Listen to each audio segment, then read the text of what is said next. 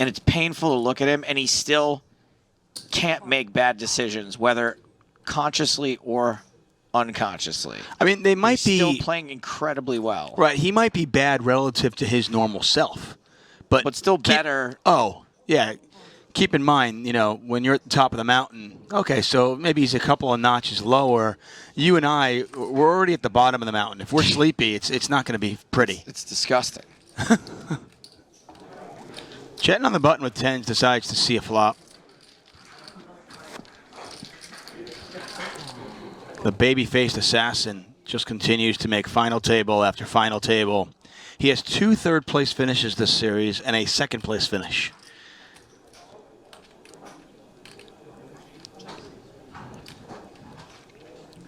And not only do you win a lot of money having a great series, but, Triton Poker Series, bragging rights, This is exclusive. This is a premium club. I mean, at least it was before they invited us. Oh, it is on me. A check. Wow. I'm kind of surprised he checked, top and bottom pair there. It's not like no limit hold'em where you can, play the hand a little slow and you can't really trap people with a hand like that. It's almost always going to be a bad turn card, and this is one of them. Yeah, there's so many terrible turn cards. I'm really surprised. Maybe that was a case of Daniel being tired and a little bit unfocused because I think he was on his phone for a moment. He's in late position. He's in the cutoff seat with aces and sixes. That felt like a bet to me. And now he hates it. Because now it's like, does my opponent have king jack? Does my opponent have ace 10? Oh, boy. Well, maybe I jinxed him. I mean, why are you limping in with ace 6 in the first place if you're not going to bet that flop? I'm trying to find an argument in favor of it. I really think it was just a matter of him being a little unfocused on his phone. I can't find an argument in favor of it when you're now calling. Like, if he's just like, oh, man. Just a setup hand here. Total setup. Cates is going to get his wish. Cates is in a world of hurt. He has sixes full of aces while, Jetton's got tens full of sixes. If he bets ace 6 on the flop, tens definitely fold. He wins the hand. The hand is over. Some people are saying they probably didn't look at his cards. Who knows? But, you can't put Jetton on queens or aces because he did not raise. So the only hand you're losing to, if you're Cates, is pocket tens.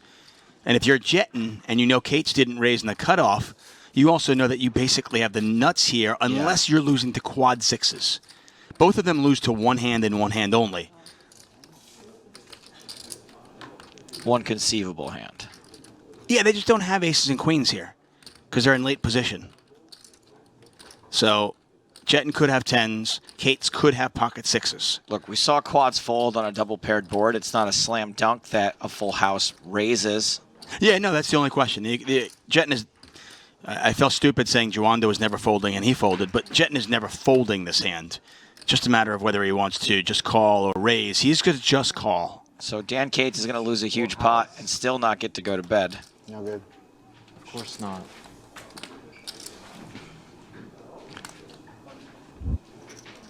You're probably going to be all in a lot more, and it's a lot to play, right? 100K US, and players are going to be in for a lot more binds in general if we didn't have that format. Ben Lamb at the table. Isaac Haxton, what a table.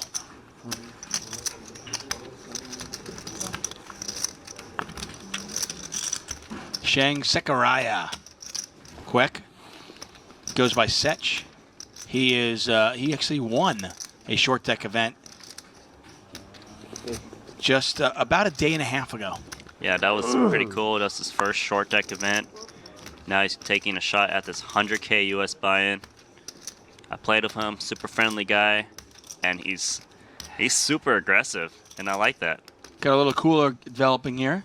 Roman with the King Jack on a King King 10 board, and Sech with King Queen on that same board. So trying to decide, should he raise? And He's got a pretty nutted king here, only losing to ace king, king 10. Looks like he does raise.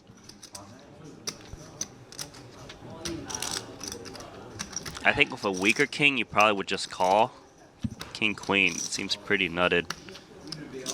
Maybe your opponents are thinking you're making a move. And pot's now 30,000 after that call. Ooh. Oh. Check, check. That is a bad card for Sech. Because if he was worried about ace king, you're chopping. Right, right. I mean, he might think it's a bad card because he's thinking, well, I could be up against king 9, I could be up against king 8 right now. There's the overbet. Getting paid the maximum. Oh no, fuck. Oh, no. I thought the Jack was the worst card in the deck. Game. It's sweet in any game, but in No Limit, it's not as important to get someone to fold when you're ahead because, like, if you're ahead, you often have 75, 80% equity, and giving free cards is okay. But yeah, here, much more important to get people off of their equity. Also, the strength of your hand, like the threshold, is a lot higher. But also, one of the things that I really like about short deck is that there's a lot of multi-way spots, and I think that No Limit players aren't really used to playing those kind of situations. Usually in No Limit, it'll be open versus a big blind defend. You haven't seen or my a 3-bet 5-10 game pot. that I play. Yeah. It's like 5 people in every pot. Yeah, I mean, I guess like cash games are a little bit different. But yeah, no, I totally understand what you're saying there. Ivan Liao did not raise there. I thought he might, and going to get himself in trouble here. He's got trip aces. Bodzikowski also with trip aces. See how this one plays out. This has the potential to be a monster pot. Yeah, I think pre-flop Ivan didn't raise because he didn't want to raise and then get shoved on and then just be in this kind of weird spot where he can't call off, but now he has to fold ace-10 suited.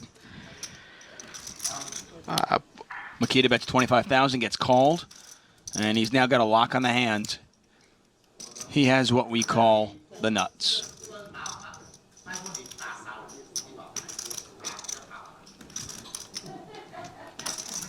Ivan Liao can chop the pot if a king comes in the river. Yeah. So Makita checks. I think he's hoping that Ivan has either like floated him with something, like a Jack-10 of diamonds hand maybe, or just has a gutter on the flop or a flush draw that he'll bet. He bets 80,000 with his aces. And Makita calls. What's the play on the river now? I mean, if you're Makita, are you checking and then check raising? Yeah, well, if a club peels off on the river, I would assume he just check calls. But on this river, he is definitely going to be looking to get a check raise in. I don't see much reason for Makita to bet himself. Here, he just wants to check and hope that Ivan value bets worse or bluffs. Oh, Ivan has aces full. He's only losing to one hand. And that one hand happens to be in Bodzikowski's possession right now. There's the bet. Makita could have pocket nines, too. Right, my bad. Pardon me. So 2 hands. Ace, king, and quad nines. 90. 90. He said 90. Yeah. I'm sorry, I didn't hear. It's funny, in my head, sometimes I'm still thinking no limit hold'em. And I'm like, nobody gets quads, come on. But this game, people actually get quads. It's not that hard. Yeah, I'm sure you've seen it on stream. We've seen it. Yeah. We've probably seen, I would say, quads probably half as often as flushes. Like maybe we've seen 15 flushes in 12 days, and we've seen like 7 quads. Please, we saw somebody fold quads. Oh yeah, on the ace 6 board. Yeah. Yeah. John Joanda folded quad 6s to a 1/4 size bet. In his defense, it was against Lebedev, right? Yeah. Yeah, in his defense, Insane hand. it is really easy for Lebedev to have an ace there. He doesn't need a defense. It's John Juanda. Yeah, he there comes a point he where gets you to go, do whatever he yeah, wants. exactly. Go ahead, criticize John Juanda. You think he cares? 950.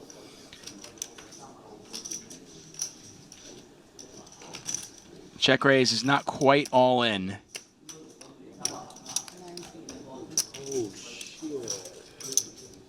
How does he come up with that sizing? As opposed to just moving all in. I'm actually not sure. Yeah, I'm not sure what Makita's thinking here. I think he just wants to bet or raise to the biggest amount that he thinks will get called for sure. Call. And I think he's afraid if he goes all in, Ivan might find a fold. I think he might also kind of be balancing it with. I mean, I can't really see him bluffing this spot very often, but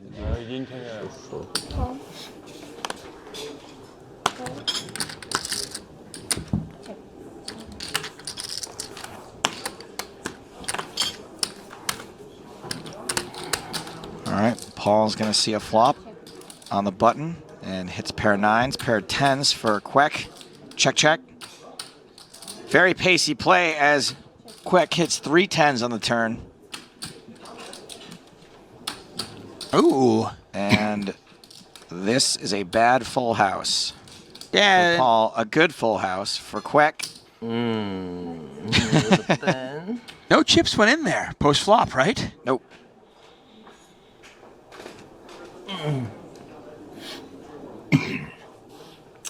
Cannot fold. Yeah, you can't fold. Yeah. The way the hand played out, I don't know how you can fold that.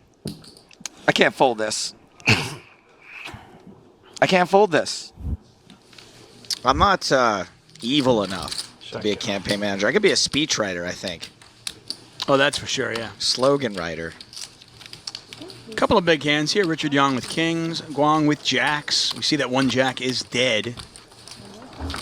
See this one 4 ways. Queen, jack, 10.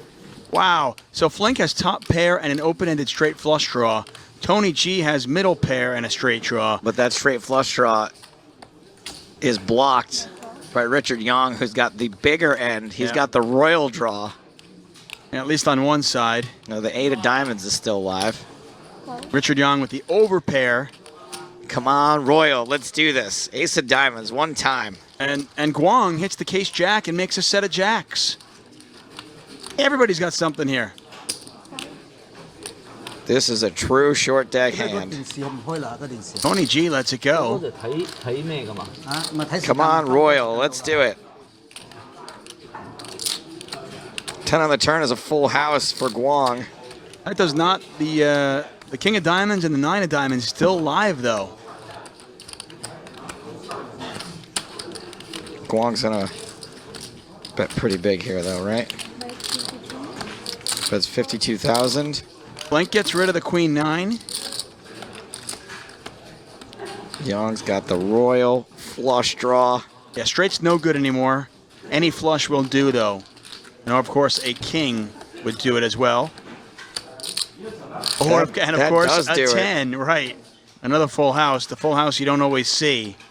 10s are crazy. Wait a second. hot. No, jacks full of 10s is still beating 10s full of kings. Look at this. What you got?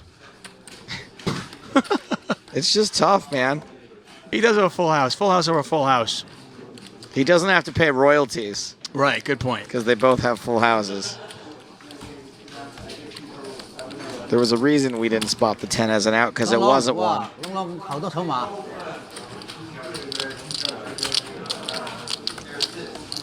Pretty dangerous way to improve. 30. Yeah, this is a sneaky good bet by Guang. He knows it's going to be very difficult for his opponent to fold a queen, an overpair, anything like that. And sure enough, Richard Young pays him off.